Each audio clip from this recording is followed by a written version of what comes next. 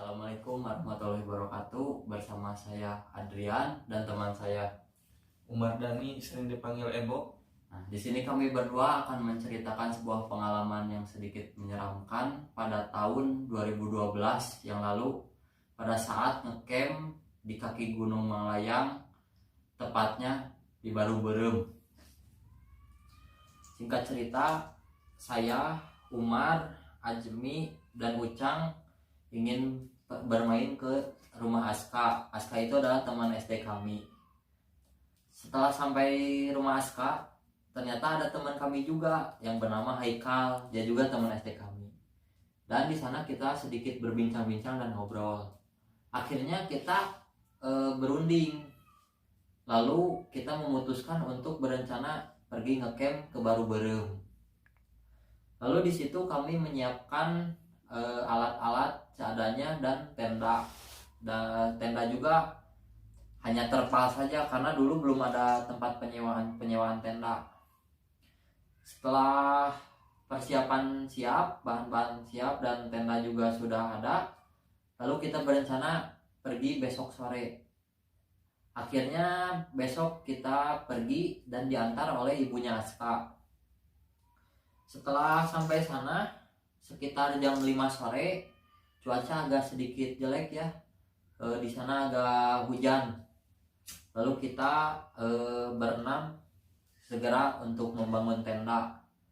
Lalu kita bingung karena tidak ada tiangnya, di sana juga tidak ada tiang. Lalu saya dan Umar memutuskan untuk menebang pohon saja. Lalu kita berdua mencari pohon di sana yang cocok lah untuk menjadi tiang, benar kan? Ya, jadi waktu itu kita datang tuh sore ya. Jadi pas setengah 6 tuh kita kebingungan mau bikin tenda. Jadi Adrian mengusulkan untuk menebang pohon dan saya yang menebangnya waktu itu ditemani Adrian ya. Kita pun menebang pohon. Sesudah itu kan udah saja pohonnya udah bisa lah dibikin tenda. Kita pun memasang tenda dan waktu itu udah maghrib juga, waktu itu baru selesai bikin tenda, itu baru jadi. Nah pas gitu jam setengah 7-an lah sebelum isya ada yang turun dari atas gunung tuh ya, pemburu babi liar waktu itu. Jadi pas datang turun ke bawah, dia bilang ke tenda kita, katanya gini, jangan bikin tenda di sini, udah aja pulang, katanya gitu. Jadi kalau pakai bahasa Sundanya mah jangan ulah ngejieun tenda di dieu geus we baralik atau di mana ulah di dieu itu katanya kayak gitulah. Nah kita pun nggak bagaimana, udah jadi kan tenda, jadi masa mau dibongkar lagi atau gimana kan percuma kan kalau gitu. Ya udah kita ngecamp di situ kan. Nah, udah gitu kan kita mencari kayu bakar ya. Waktu itu ke bawah tuh, Waktu ya malam-malam lagi untuk memasak. Jadi pas kita turun ke bawah tuh ada ular besar tuh, setengah lah, nggak tahu gimana ya, besar, banyak kelihatan sama saya, Adrian dan Sam juga kelihatan. saya juga agak sedikit kaget kenapa ada ular segede gitu melintas ke depan. Melintas pas di jalur itu melewat kayak gitu, tapi ke arah sungai waktu itu. Jadi pas lewat ular itu kan kita kaget tuh, kita berhenti dulu sejenak tuh di situ tuh. Pas ularnya udah lewat, ya udah aja kita lewat juga gitu. Kita pun cari kayu bakar di dekat warung-warung, kan banyak pohon di situ. Nah kita pun mendapatkan kayu bakar waktu itu. Kita pun kembali dan saya pun baru ingat sekarang pas dulu kita menebang pohon. Terus sebenarnya jangan menebang pohon juga karena waktunya juga syaratnya bangun sesuatu Pas maghrib ya. Jadi pas mau maghrib tuh kan jangan ngapa-ngapain tuh sebenarnya tuh ya. Kita pun juga nggak tahu karena buru-buru juga kan. Jadi ayo udah berarti udah lama juga kan. Nah kita pun di situ udah mendapatkan kayu bakar ceritanya. Kembali lagi kita ke tenda. Udah gitu saya yang membawa air waktu itu kan, udah ada kayu bakar kita bikin api buat masak. Nah saya membawa air bersama teman saya tuh yang satunya lagi Ucang gitu, membawa air di sungai. Ada pohon pisang tuh, ada 3 pohon pisang. Pas saya ngambil air tuh, ya saya cuek aja kan, ngambil air aja udah. Nah kita pun masak di situ dengan panci yang bocor, jadi nasi pun tidak bisa matang karena airnya terus berkurang ya. Jadi kita mau tidak mau lah makan nasi yang tidak matang waktu itu. Jadi itu pengalaman yang terburuk lah bagi saya, makan tidak enak. Mau masak mie juga susah karena ya bingung masaknya gimana. Nah sudah itu kan hanya bermodalkan nasi yang tidak matang dan mie yang diremuk waktu itu ya, nggak bisa dimasak juga, jadi makannya sama itu aja gitu, sama nasi yang tidak matang dan mie yang diremas. Sudah itu kita pun berinisiatif tuh untuk berjaga karena tenanya kan terbuka tuh, jadi takut ada hewan liar atau ada apalah, jadi kan kita saling menjaga kan.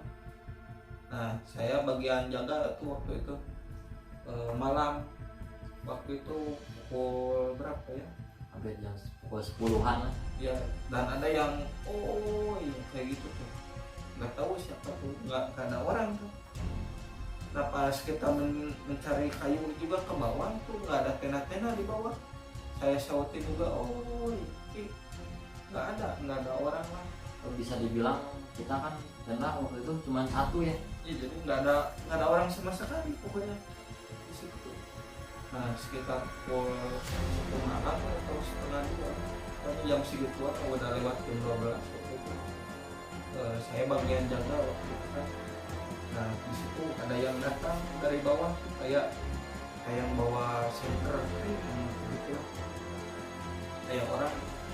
Jadi datang dia dari bawah, kan liatin orang ada apa, saya kan gitu kiranya orang aja kan. Nah udah gitu kan saya sentral kan, bos sentral pas di center, yang di center itu kan orang itu tapi ribunya kayak gitu. Jadi kan yang di center sama saya itu bukan orang itu kunang-kunang. Jadi aneh lah, kunang-kunang berbentuk orang kayak bos center. Pas di center sama saya kan saya kira orang gitu kan, tapi malah buyat kayak gitu tuh. Nah ya udahlah, saya pikirnya kunang-kunang aja mungkin. Nah di situ kan udah aja, saya nggak cerita atau apapun sama teman kan, saya cuma berdua juga yang jaga itu mau kunang-kunang kan gitu.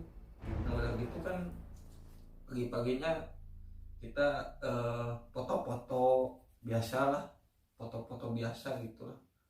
Nah pas kita pulang tuh waktu itu, kita pulang aja udah beres foto-foto atau makan, udah kita pun singkat cerita pulang tuh ngelewatin sungai yang saya bawa air tadi, dari yang malam ambil air tuh. Pas saya ngelirik ke pohon pisangnya cuma ada 2, yang satunya nggak ada kan, ada 3 tuh. Nah yang satunya lagi nggak ada tuh, saya aneh di situ kan. Kalau ada yang nebang kan otomatis ada lah bonggolnya gitu kan, ini nggak ada. Jadi ya udah aja pulang. Pas pulang itu udah ya pulang ke rumah masing-masing kan, waktu itu kan udah beres semua itu. Malamnya saya tidur. Nah pas tidur tuh saya kebangun tuh jam berapa ya, jam 12 malam. Pas besoknya tuh pas turun saya tidur kan, pas bangun tuh dibangunin oleh mama saya waktu itu ya. Pas bangun, wah keringat tuh banyak sekali tuh. Jadi kata mama saya pas dibangunin itu, saya tuh tidur kayak gitulah pokoknya mah ya. Nah udah gitu kan kebangun, ditanya tuh sama mama saya, kenapa sih? Ya kenaon? Ini mimpi Yuli itu, kata saya tuh mimpi setan lah. Nah dalam mimpi itu saya waktu itu ditegur oleh nenek-nenek ya, kayak nenek lampir lah gitu ya, pakai baju zaman dulu tuh, baju zaman dulu yang garis-garis tuh. Zaman dulu yang gimana ya, kayak baju Jawa gitu lah, samping bawah tuh, dan nggak pakai sendal, bawa tongkat. Makanya tuh kayak gimana ya, nenek-nenek itu bisa gitu. Nah sambil bilang saya teh waktu di dalam mimpi tuh, katanya kayak gitu kan, saya nggak tahu ya, cuma dalam mimpi, jadi saya bilang aja bukan saya, kata saya teh lain orang gitu dalam mimpi. Si Ade, ini teman saya Ade, yang paling Ade, jadi kata saya bukan saya, si Ade, nah gitu lah. Jadi udah aja pas itu baru dibangunin oleh mama saya waktu itu. Saya juga sama nenek itu sempat dipukul dalam mimpi itu, dipukul pakai tongkatnya kayak gitu tuh, tapi langsung kebangun gitu karena dibangunin oleh mama saya.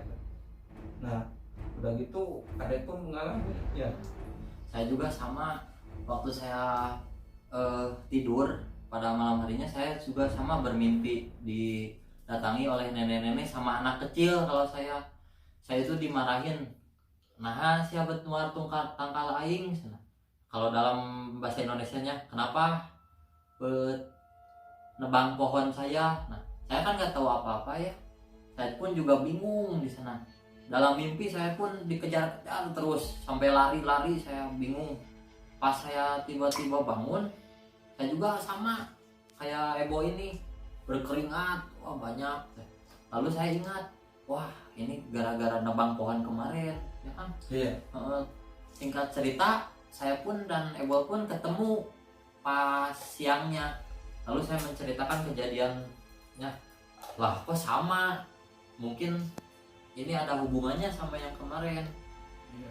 Jadi kita pun berdoa waktu itu ya, meminta maaf juga kan kalau kita salah, jadi ya kita tidak akan mengulangi hal yang sama gitu. Jadi bagi kalian yang ingin camp atau gimana lah, jangan menebang pohon sembarangan, atau permisi dulu lah, atau kalau waktu sarupna itu pas mau maghrib itu usahakan tidak melakukan aktivitas apapun, jadi mending diam dulu aja gitu. Jadi soalnya kan pas sarupna itu maju ke maghrib itu kan waktu berganti dari siang ke malam kan, jadi mungkin dari makhluk lain juga kan itu mungkin bagiannya gitu kan. Jadi ya kita juga tidak tahu kan, awam sama juga tidak bisa melihat atau apapun makhluk halus atau apapun.